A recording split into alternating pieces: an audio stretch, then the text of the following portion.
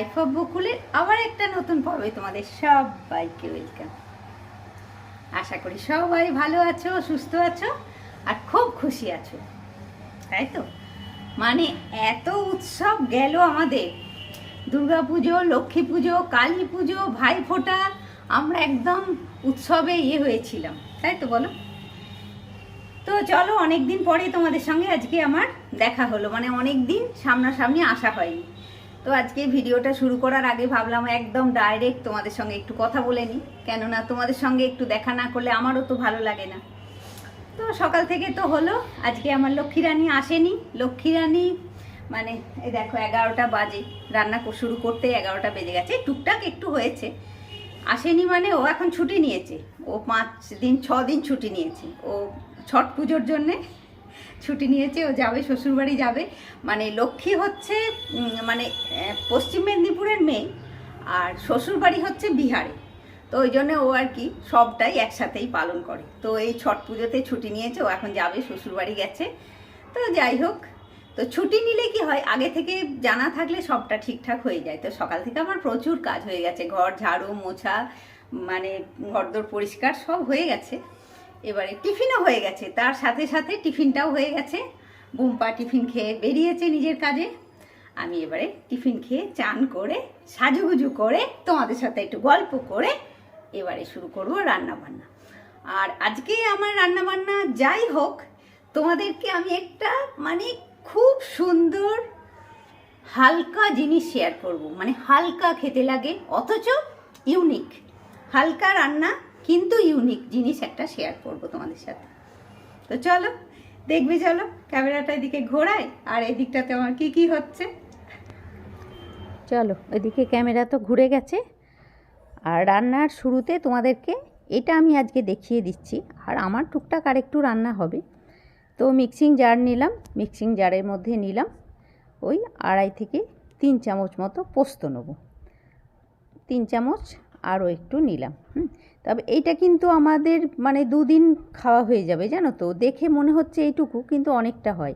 এটা আমি পেস্ট করে নিয়ে আসি, মানে শুরুতে ড্রাই পিসবো, তারপরে কাঁচা লঙ্কা দিয়ে জল দিয়ে আরেকবার পেস্ট করে নিয়ে আসছি। হ্যাঁ, এসে দেখাচ্ছি তোমাদেরকে।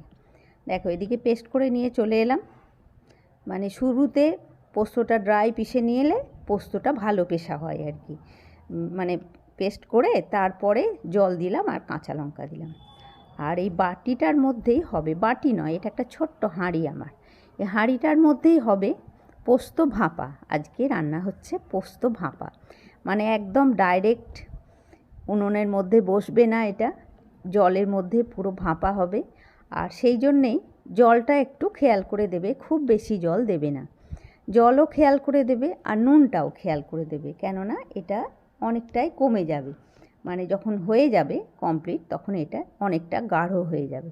দেখো, জল দিয়ে হয়ে গেল মোটামুটি। আর এবারে এর মধ্যে আমি দেবো সর্ষের তেল আর নুন। তবে নুনটা খেয়াল করে দেবে, আবার বলছি, কেননা নুন বেশি হয়ে গেলে কিন্তু এটা খেতে একদম ভালো লাগবে না, মানে শুকনো হয়ে যাবে। তো সেই হিসেব করে নুনটা দেবে। আমিও যেমন দেখো, নুনটা কিন্তু অতটা জিনিস তো, কিন্তু নুনটা খুব হিসেব করে দেখো 1/2 চামচের মতো নুন দিলাম। মানে আমি ভয়ে ভয়ে নুন দিচ্ছি আর কি।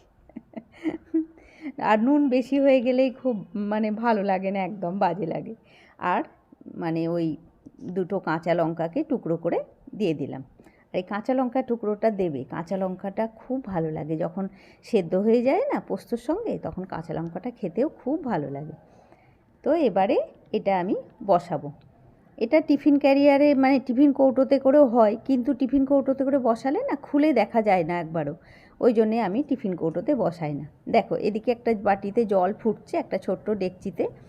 তো ফোটানো জলটার মধ্যে আমি এই হাঁড়িটা দিয়ে দিলাম, আর হাঁড়িটা দিয়ে একটা চাপা ঢাকা দেবো।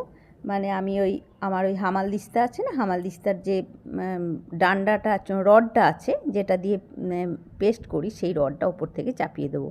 আবার কিন্তু ভালো চাপা ঢাকাও দিতে হবে ওপর থেকে। দেখো, এই ঢাকা দিয়ে দিলাম। আর মাঝে আমি একবার খুলে দেখেছি, সেটা একটু মানে অফ ক্যামেরায় হয়ে গেছে, তোমাদেরকে দেখানো হয়নি। দেখো, আমি গ্যাসটা এবারে অফ করে দিলাম। মানে ঠিক 7-8 মিনিট মতন এইভাবেই কিন্তু বসানো থাকলো। আর এখন একটু ঠান্ডা হয়ে গেছে, আমি আবার নামিয়ে নিয়ে চলে এলাম।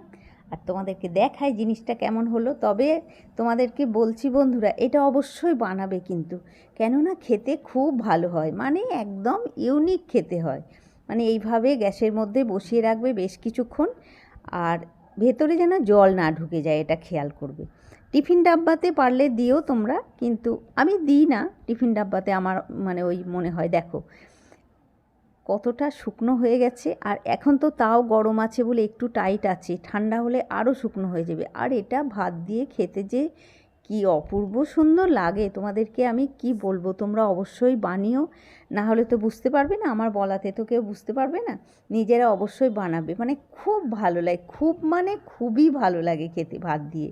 আর কোনো ঝামেলা নেই, তুমি এদিকের গ্যাসে অন্য নানা রকম রান্না করো, আর তার সাথে একটা গ্যাসে ওইটা এইভাবে বসিয়ে রেখে দাও, খুব ভালো লাগে খেতে। তো চলো, ছোট্ট করে আজকে একটা রান্না দেখিয়ে দিলাম, অবশ্যই বানাবে বন্ধুরা। আর আমার চ্যানেলে যদি নতুন হও অবশ্যই চ্যানেলটাকে সাবস্ক্রাইব করে পাশে থাকবে। আর যারা পুরনো বন্ধু আছে তাদেরকে তো অনেক অনেক ভালোবাসা আমার পাশে এইভাবে থাকার জন্যে, কমেন্ট করে মানে আমার লাইক করে আমার সাথে থাকার জন্যে। আর নতুন বন্ধুরা অবশ্যই সাবস্ক্রাইব করে পাশে থাকবে। তো ঠিক আছে বন্ধুরা, আজকে ছোট্ট করে একটা রান্না দেখিয়ে দিলাম। তোমরা সবাই খুব ভালো থাকো বন্ধুরা, খুশি খুশি থাকো, নিজের ফ্যামিলির লোকজন নিয়ে খুব আনন্দের দিন কাটাও। আর আজকের মতন টাটা বন্ধুরা, নেক্সট ব্লগে তোমার সাথে আবার দেখা হচ্ছে।